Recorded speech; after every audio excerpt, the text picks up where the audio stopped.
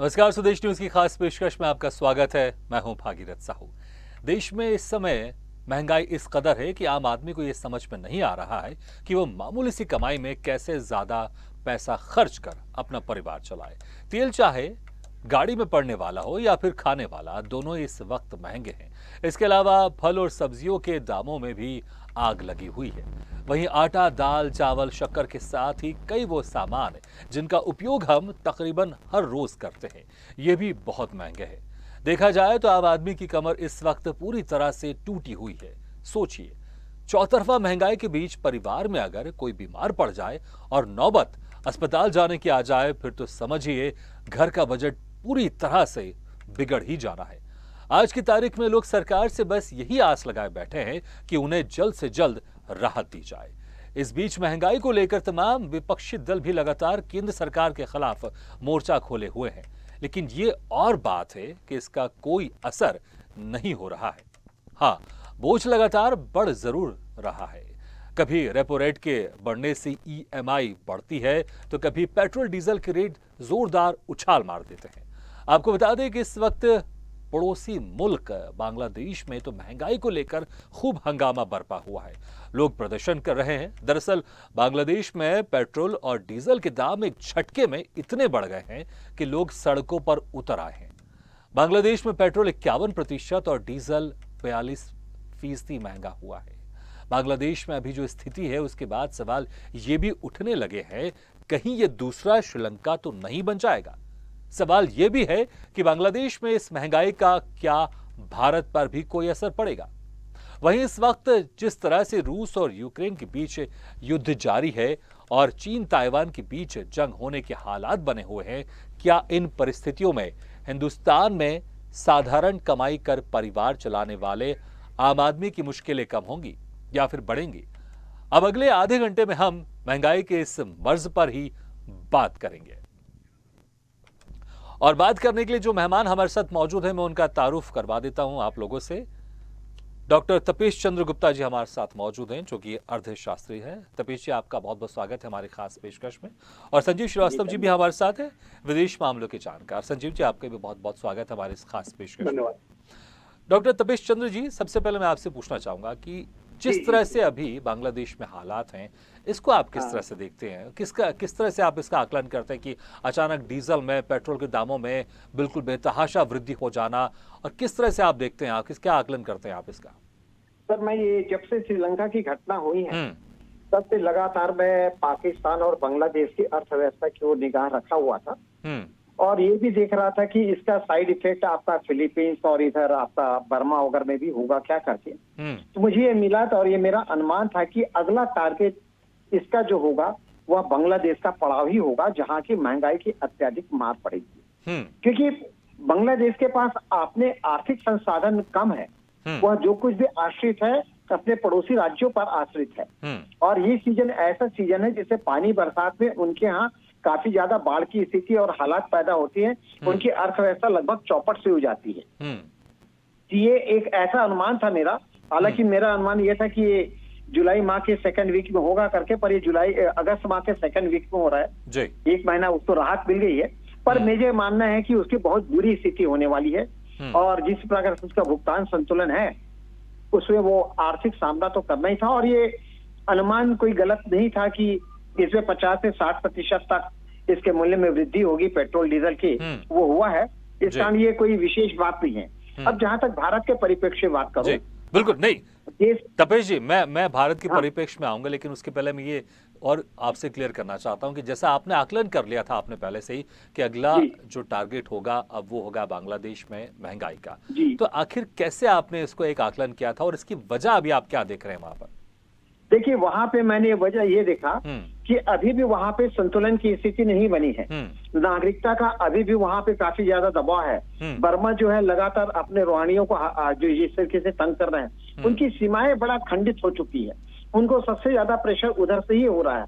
और दूसरा, भारत की ओर से जिस प्रकार से वो धार्मिकता को लेकर चला, तो उससे थोड़े से भारतीयों से सपोर्ट उसको कम हो गए। नहीं तो बांग्लादेश पूरे भारत के समर्थन पर ही पनप रहा था। यहाँ से उसके पनप क्या रहा था बांग्लादेश में?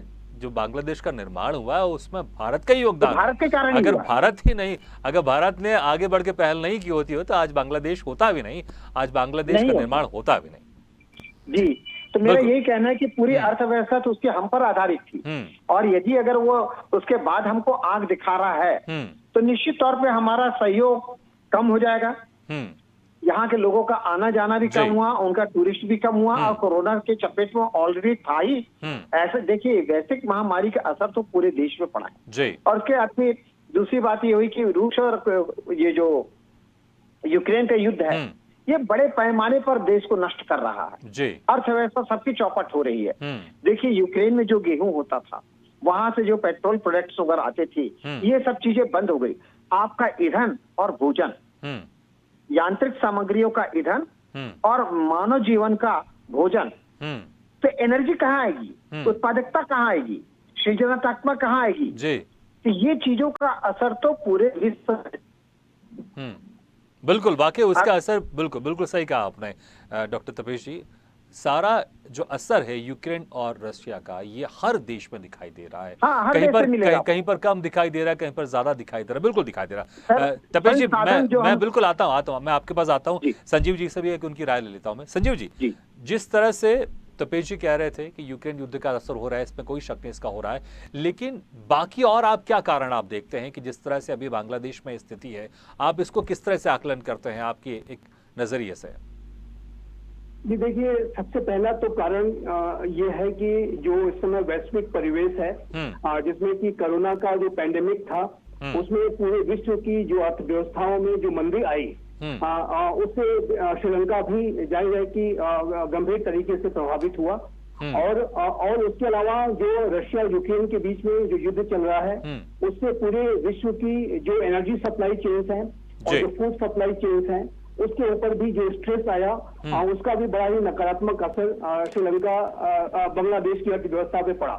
और ये जो बांग्लादेश जाहिर है कि वैश्विक जो परिवेश है उससे वो प्रभावित राष्ट्र है, जैसा कि अनेक राष्ट्र प्रभावित हैं।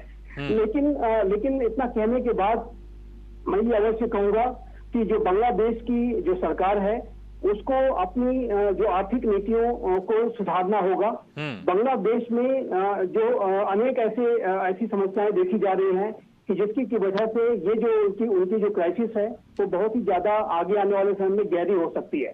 जैसे कि बांग्लादेश में जो इंफ्रास्ट्रक्चर की जो प्रोजेक्ट्स चल रहे हैं, जिसमें कि जिनको कि बांग्लादेश में मेगा प्रोजेक्ट्स कहा जाता है, 20 से भी ज्यादा ऐसे बड़े प्रोजेक्ट्स हैं जिसमें न्यूक्लियर पावर प्लांट्स को बनाने से लेकर के ढाका मेट्रो रेल परियोजना हो, और ब्रिजेस बनाने हो, अंडर वाटर टनल बनाने हो, ऐसे बड़ी जो परियोजनाएं हैं मल्टी बिलियन डॉलर्स की, वो चल रही हैं। लेकिन ये देखने में आ रहा है कि हाल के वर्षों में इन परियोजनाओं की जो प्रगति है वो ठीक तरीके से नहीं हो पा रही है और इसकी लागत बढ़ती जा रही है। और बांग्लादेश को बड़ी जो है मात्रा में यहाँ पे पैसा अपना लगाना पड़ रहा है। तो बांग्लादेश में जो इंफ्रास्ट्रक्चर जो डेवलपमेंट का प्रोग्राम है, उसमें अनियमितताएं हैं, भ्रष्टाचार की बड़ी समस्या है। बहुत सारे ऐसे बांग्लादेश के लोग हैं जो कि वहाँ पे बड़ी जो वहाँ के पूंजीपति हैं, वो पैसा साइफनिंग ऑफ कर रहे हैं, स्विस बैंक वगैरह में जा करके बड़ी मात्रा में वो पैसे को जमा कर दे रहे हैं। उससे भी विदेशी मुद्रा भंडार जो है का संकट पैदा हो रहा है। इंफ्रास्ट्रक्चर का जो हाई कॉस्ट इंफ्रास्ट्रक्चर में जो लग रहा है, उसकी वजह से पैसा वेस्ट हो रहा है। उसके अलावा जो बांग्लादेश का जो बैंकिंग सेक्टर है, उसमें भी समस्याएं हैं। बांग्लादेश की जो बैंकिंग का जो सेक्टर है, उसमें अनेक समस्याओं को देखा जा रहा है, और जिसके ऊपर भी बांग्लादेश की सरकार को जल्द से जल्द संज्ञान लेना होगा। बांग्लादेश का जो एनर्जी सेक्टर है, जिसमें कि बांग्लादेश की जो फ्यूल है, बांग्लादेश की जो इलेक्ट्रिसिटी पावर का जो सेक्टर है, उसमें भी अनेक सुधारों की आवश्यकता है। और उसमें भी बांग्लादेश जो है जाहिर है कि वो कर्ज के पैसे लेकर के, चाहे वो IMF हो, चाहे वो वर्ल्ड बैंक हो, एशियन डेवलपमेंट बैंक हो, जापान की एजेंसीज से और अन्य जो विश्व की जो लेंडिंग एजेंसीज हैं, उनसे जो है बांग्लादेश पैसे लेकर के और वो अपने जो है तमाम सेक्टर्स में लगा रहा है। लेकिन उन सेक्टर्स की जो मूलभूत समस्याएं हैं, जो भ्रष्टाचार की समस्या है, जो ओवर कॉस्ट की समस्या है, जो लगातार जो है हाई स्पेंडिंग की समस्या, तो उसको जो है बांग्लादेश को जल्द से जल्द एड्रेस कर लेना होगा। यदि बांग्लादेश ने ऐसे ही जो है अपना फिस्कल मैनेजमेंट पुअर रखा, इररिस्पॉन्सिबल रखा, तो वो दिन दूर नहीं कि बांग्लादेश की स्थिति भी श्रीलंका जैसी हो सकती है। हालांकि बांग्लादेश अभी उस स्थिति से दूर है, बांग्लादेश के पास अभी भी समय है, बांग्लादेश अभी भी अपने आप को संभाल सकता है। यदि वर्तमान समय में देखें तो बांग्लादेश का जो विदेशी मुद्रा भंडार है वो लगभग 39 बिलियन डॉलर्स का है, जो लगभग 5 से 5.5 हफ्ते के लिए पर्याप्त है। और वर्तमान समय में जो आप मूल्य वृद्धि में ये देख रहे हैं कि जो पेट्रोल के दामों में 50% की वृद्धि कर दी गई और पेट्रोल और डीजल के दामों में इतनी बड़ी वृद्धि, उसके कारण ये है भागीरथ जी कि वर्तमान समय में बांग्लादेश इस बात की कोशिश कर रहा है कि वो इंटरनेशनल मॉनेटरी फंड से 4.5 बिलियन डॉलर्स का जो है लोन ले पाए। और जाहिर है कि IMF जब भी कभी इस तरह के ऋण देता है, बड़ी मात्रा के ऋण देता है, तो उसके लिए कई उसके साथ स्ट्रिंग्स अटैच होते हैं, कई शर्तें होती हैं, उसको पूरी करनी पड़ती है। तो बांग्लादेश के जो एनर्जी सेक्टर में जो हाई सब्सिडी दी जा रही थी, अब उसको बांग्लादेश को कम करना होगा। जाहिर है कि जब वो सब्सिडी को हटाया है उन्होंने, तो ये जबरदस्त तरीके के दाम में उछाल बिल्कुल, तो जो महंगाई में जो मार पड़ रही है वहाँ के लोगों पर जी इसका असर मैं एक बात अंत में यही कहना चाहूंगा कि बांग्लादेश की जो सरकार है, शेख हसीना की सरकार है, उसको बड़ी ही सावधानी के साथ अपने कदम बढ़ाने होंगे, अपनी आर्थिक नीतियां बहुत ही सावधानी के साथ चलानी होंगी। वैश्विक परिवेश बहुत अच्छे नहीं है और ऐसे में यदि वो अपनी अनियमितताओं को जारी रखे, भ्रष्टाचार की समस्या पर लगाम नहीं लगाई और अपने जो की सेक्टर्स का रिफॉर्म नहीं किया, तो बांग्लादेश की स्थिति भी श्रीलंका जैसी हो सकती है। बिल्कुल बिल्कुल बिल्कुल, आपने सही कहा कि अगर अभी वक्त है, अगर अभी ध्यान नहीं दिया तो आने वाले दिनों में दूसरा श्रीलंका बन सकता है बांग्लादेश। डॉक्टर तपेश जी, एक तरफ हमारा पड़ोसी देश श्रीलंका और दूसरा बांग्लादेश। श्रीलंका सब जानते हैं उसकी स्थिति कैसी है, कमर टूट चुकी है उसकी आर्थिक स्थिति के तौर पर देखें तो, और दूसरी तरफ बांग्लादेश की भी स्थिति ठीक नहीं है। तो अगर जब आपके पड़ोसी देशों की अगर यह हालत होती है, और क्योंकि हमारा ट्रेड भी चलता है, हमारे पड़ोसी भी हैं दोनों, अगर एक जो श्रीलंका की हालत खराब हो चुकी है आर्थिक स्तर पर, अब बांग्लादेश की भी आर्थिक स्थिति अगर नहीं संभाली गई उनकी सरकारों की तरफ से, तो उनकी हालत भी खराब हो जाएगी।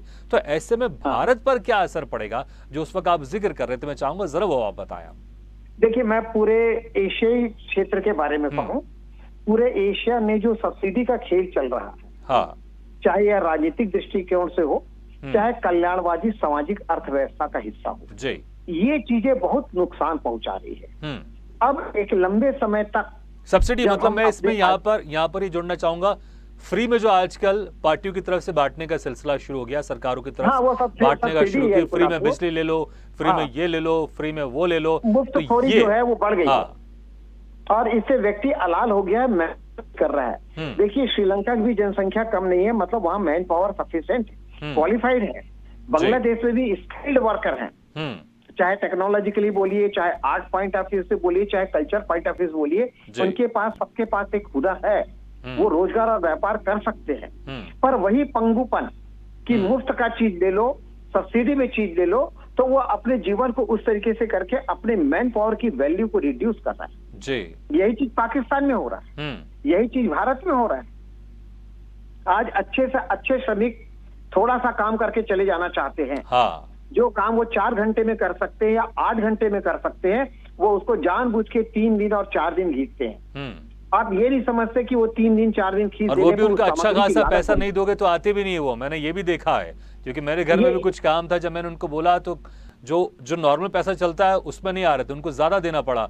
और जो काम रहता है 8 घंटे का 8 घंटे, तो मैंने कभी किसी दिन उनको काम करते हुए नहीं देखा, कभी 5 घंटे, कभी 6 घंटे से ज्यादा कभी नहीं। 4 से 6 घंटा, 8 घंटे तो कभी होता ही नहीं सर, 4 घंटा होता है मैक्सिमम, और कोई अच्छा काम कर लिया तो 6 घंटा। तो ये जो चीजें हो रही है, इससे कॉस्ट बढ़ रही है, और ये समझ नहीं रहे किसी चीज की लागत बढ़ने पर उसका इनडायरेक्ट इफेक्ट उनके ऊपर होता है। कारण यही है कि 2 रुपए किलो और 10 रुपए किलो में उनको चावल मिल जा रहा है, हाँ। उसमें उनका पेट भर जाता है, बाकी समय में दारू पीना है, अपनी स्किल को नष्ट करना है। बिल्कुल, ये तो आपने बताया कि क्या वजह, लेकिन मैं कह रहा था कि भारत पर जो बांग्लादेश की स्थिति अभी खराब हो रही है, श्रीलंका की हो चुकी है, इसका असर भारत पर क्या कुछ खास पड़ेगा या फिर कुछ नहीं पड़ने वाला? निश्चित तौर पे अब हमको ये घटनाक्रम के बाद मैं तो अपेक्षा कर रहा था सरकार से कि ये 15 अगस्त के नाम पे 31 जुलाई की रात से वहां पे सीमाओं को था, अब किया है कि ये जाने, क्योंकि बड़े पैमाने पर वहां से पलायन आर्थिक बोझ के रूप में आएगी। ये आपने और बहुत ये ही जो डेंजर जोन है जी सर, बिल्कुल, ये आपने और इसी से हमारी राजनीति अहम मुद्दे की तरफ इशारा किया, क्योंकि वैसे ही बांग्लादेश के बहुत सारे लोग ऐसे ही यहाँ पर रह रहे हैं, चोरी छिपे रह रहे हैं, जिनके पास रहने का अधिकार नहीं, लेकिन वो रह रहे हैं, और इसको लेकर तमाम तरह की परेशानी तो ही कोई आकलन की बात करे तो कोई कहता 3 करोड़ है, कोई कहता 4 करोड़ है, वो आकलन कितना है वो पता नहीं, लेकिन भारी संख्या में यहाँ पर बांग्लादेशी यहाँ पर अवैध तरीके से रह रहे हैं। संजीव श्रीवास्तव जी, जो प्रवेश करेगी जी बिल्कुल, संजीव श्रीवास्तव जी से पूछ ले। संजीव श्रीवास्तव जी सर, एक चीज और कहना चाहूंगा, सब्सिडी के बाद एक बहुत बड़ा मुद्दा जो है वो है सर, सब्सिडी के बाद कि पूरे एशियाई द्वीप में जो हो रहा है कि यहाँ पे जो राजनीतिकरण हो रहा है, हर बात में राजनीतिक पार्टियां झंडा उठाती हैं, पक्ष और विपक्ष दोनों अपने तरीके से, सच की ओर कोई ध्यान नहीं देता। राजनीतिक जागरूकता के नाम पर ये अपने मुद्दों को उठाने पर ज्यादा ध्यान देते हैं, समस्याओं को उठाने में ध्यान नहीं देते हैं, या उनके समाधान की ओर ध्यान नहीं देते हैं। समस्याओं को फोकस करते रहते हैं, समाधान का उपाय नहीं बताते हैं, जबकि सबके पास समाधान है, पर कोई उस चीज को लेकर आगे बढ़ना नहीं चाहता। सब उसका राजनीतिक लाभ लेके कर रहे हैं।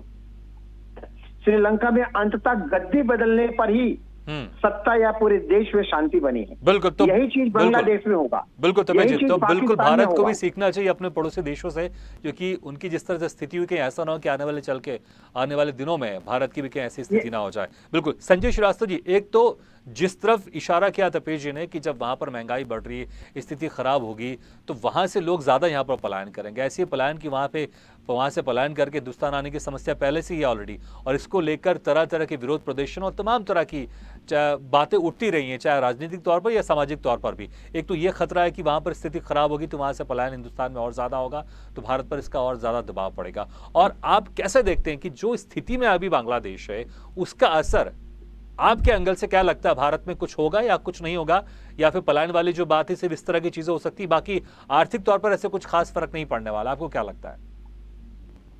मुझे नहीं लगता कि भारत के ऊपर इसका कोई खास असर पड़ेगा, क्योंकि भारत एक बहुत ही बड़ी महाशक्ति है, बड़ी आर्थिक महाशक्ति है। भारत के जो इकोनॉमिक फंडामेंटल्स हैं वो बड़े स्ट्रांग हैं। भारत ने कोरोना के पेंडेमिक के दौरान भी अपने जो फिस्कल मैनेजमेंट को बहुत ही बेहतर तरीके से किया है, और भारत की जो वर्तमान में स्थिति है वो आर्थिक स्थिति और बेहद अच्छी है। भारत का विदेशी मुद्रा भंडार बहुत ही उच्च स्तर का है, और जहां तक श्रीलंका जैसे बांग्लादेश जैसे पड़ोसी राष्ट्र की बात हो, तो बांग्लादेश की स्थितियों पर भारत की पूरी नजर रहेगी, और भारत पूरी स्थितियों को जाहिर है कि ऑब्जर्व करेगा। लेकिन बांग्लादेश में जो वर्तमान में जो स्थिति है, यदि वहां की सरकार एक बुद्धिमत्तापूर्ण कदम उठाती है, अपने जो की सेक्टर्स की जो समस्याएं हैं, जो वहाँ के इंफ्रास्ट्रक्चर प्रोजेक्ट चल रहे हैं उसकी जो समस्याएं हैं, जो बैंकिंग सेक्टर की समस्या है, जो पावर सेक्टर की समस्या है, जो पेट्रोलियम सेक्टर की जो समस्या है, यदि उसको वो ठीक तरीके से एड्रेस करते हैं, और यदि उन्हें इंटरनेशनल मॉनेटरी फंड से जो $4.5 बिलियन की जो राशि है वो मिल जाती है, जिसकी की संभावना दिखाई देती है, तो ऐसे में वो अपने आप को स्टेबलाइज करने में सफल हो पाएगा। और मुझे नहीं लगता कि अभी जो वर्तमान में बांग्लादेश में इस तरीके के गंभीर हालात हैं कि जिससे कि वहां पर पलायन जैसी कोई समस्या होगी। और लेकिन जहां तक बांग्लादेश के जो शरणार्थी हैं उनके ऊपर भारत की एक बहुत ही पैनी नजर रहती है, और अब जाहिर है कि यदि कोई ऐसी स्थिति आएगी तो भारत उसको डील करने में समर्थ और सक्षम है।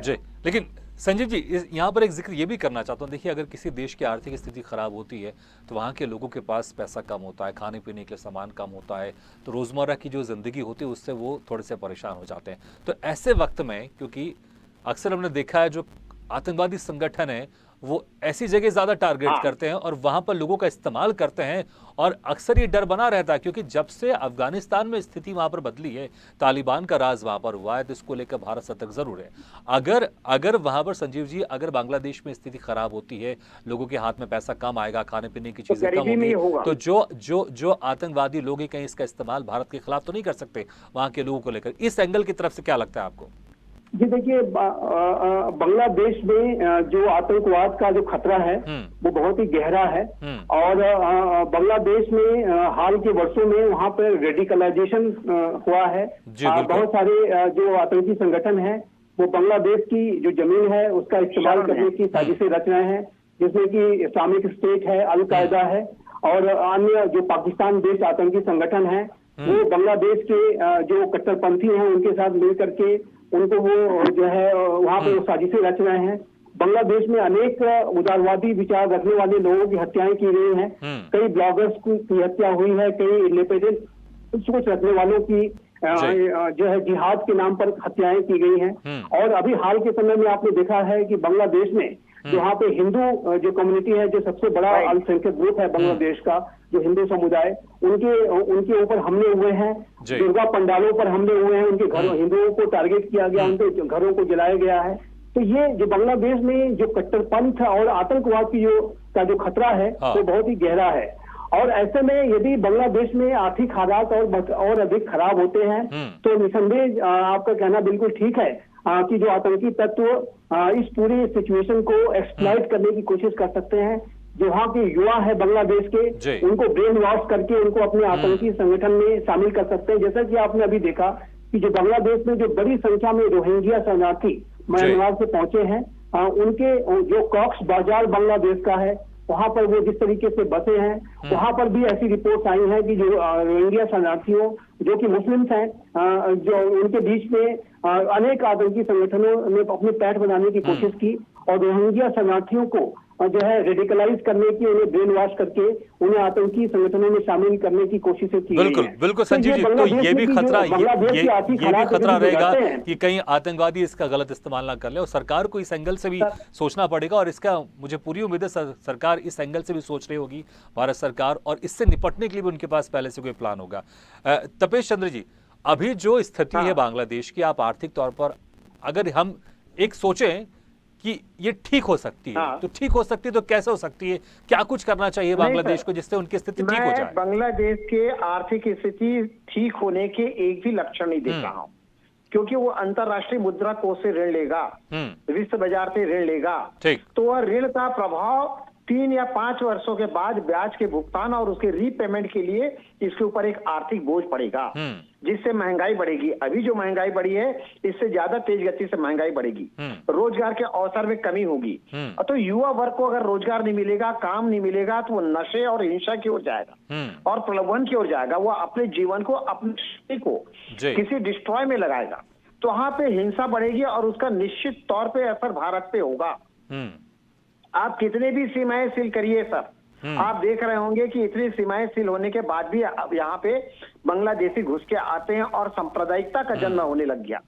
पहले बांग्लादेश बना था तो वो धर्मनिरपेक्ष की तरह बना था, वहां पे हिंदू मुस्लिम का कोई भेदभाव नहीं था। बाद में फिर उसे बाद में मुस्लिम राष्ट्र घोषित करके जो हरकतें शुरू हुई है, जो सांप्रदायिकता पैदा हुई है, सिर्फ हिंदू नहीं बौद्धों के ऊपर भी वहां अतिक्रमण हुआ है। तो ये सब जो चीजें हो रही है, अब वो एक नए पाकिस्तान के रूप में जन्म लेगा कि आखिर वो उसी का भाग है, उसी संस्कृति में कुछ दिन पला पड़ा है, वो उसका बाल्यकाल उसी संस्कृति में पड़ा है। तो निश्चित तौर पे अभी भी आप देखें, श्रीवास्तव साहब भी कह रहे थे, वो भी इस बात से सहमत थे कि वहां हिंसा का दौर शुरू हो गया, आतंकवाद का दौर शुरू हो गया। जिस देश में आतंकवाद का दौर शुरू हो गया वहां पे अस्त्र के भंडार शुरू हो गए, वहां गोले बारूद इकट्ठे होने शुरू हो गए, यहाँ पे नकारात्मक ऊर्जा का सृजन हो गया। युवा वर्ग ऐसे चीजों में अपनी शक्ति प्रदर्शन करना शान की बात मानता है। बिल्कुल तपेश जी, और जब इस तरह से महंगाई की मार पड़ेगी उस देश में, लोगों के पास खाने के लिए कुछ नहीं होगा, पहनने के लिए कुछ नहीं होगा, पैसे नहीं होंगे हाथ में, तो कहीं ना कहीं जो लोग आतंकवादी संगठन है वो बिल्कुल उन लोगों का गलत इस्तेमाल कर सकते हैं। इसकी चांसेस ज्यादा बढ़ेंगे। 5 वर्ष तक के तो अभी कम से कम कोई उम्मीद नहीं दिख रही है इसकी। ठीक, बिल्कुल। और भारत इसे सहयोग करे एक अलग बात है, क्योंकि उसका सबसे बिल्कुल भारत पड़ोसी देश है, तो वो जितना हो सके भारत तो सहयोग करेगा ही, और उसने करना भी शुरू कर दिया, इसमें कोई शक नहीं। लेकिन आप दोनों मेहमानों का बहुत बहुत शुक्रिया इस खास चर्चा पर हमारे साथ शामिल होने के लिए। तपेश जी आपका बहुत बहुत शुक्रिया, संजीव श्रीवास्तव जी आपका बहुत बहुत शुक्रिया हमारे इस खास चर्चा में शामिल होने के लिए। तो जिस तरह से एक बार श्रीलंका में स्थिति खराब हुई, उसके बाद यहाँ पर दूसरी तरफ बांग्लादेश में जो स्थिति हो रही है, कहीं ना कहीं इससे, क्योंकि भारत की बात करिए, दोनों हमारे पड़ोसी देश हैं, तो भारत कभी नहीं चाहेगा कि जो उसके पड़ोसी देश में किसी भी तरह की अस्थिरता हो, चाहे वो इकॉनमी तौर पर हो, चाहे सामाजिक तौर पर हो, राजनीतिक तौर पर हो, क्योंकि अगर स्थितियां खराब होती हैं पड़ोसी देश में तो इसका असर भारत पर भी पड़ेगा। इसलिए बांग्लादेश में जो अभी महंगाई की मार पड़ रही है, महंगाई की मार तो हिंदुस्तान में भी है, लेकिन वहां की स्थिति का जो हमारे अभी एक्सपर्ट ने आकलन किया कि आने वाले 5 साल तक वहां की स्थिति ठीक नहीं होने वाली है। तो कोशिश ये रहेगी भारत की कि जितना हो सके बांग्लादेश की मदद करे और उसकी आर्थिक स्थिति ठीक करने में काम करे, क्योंकि उसका अगर असर भारत में हो गया तो इसका नुकसान भारत को भी झेलना पड़ेगा। क्योंकि आतंकवादी दृष्टि से भी हमारे एक्सपर्ट ने जो कहा था कि अगर वहां पर लोगों के हाथ में पैसा नहीं होगा, रोजगार नहीं होगा, तो वो आतंकवाद की तरफ जा सकते हैं और इसको लेकर भारत में यहाँ पर खतरा ज्यादा मंडरा सकता है। इसी के साथ हमारे इस खास पेशकश में फिलहाल इतने हैं, लेकिन खबरों का सिलसिला लगातार जारी। आप देखते रहिए स्वदेश न्यूज, सबसे पहले देश।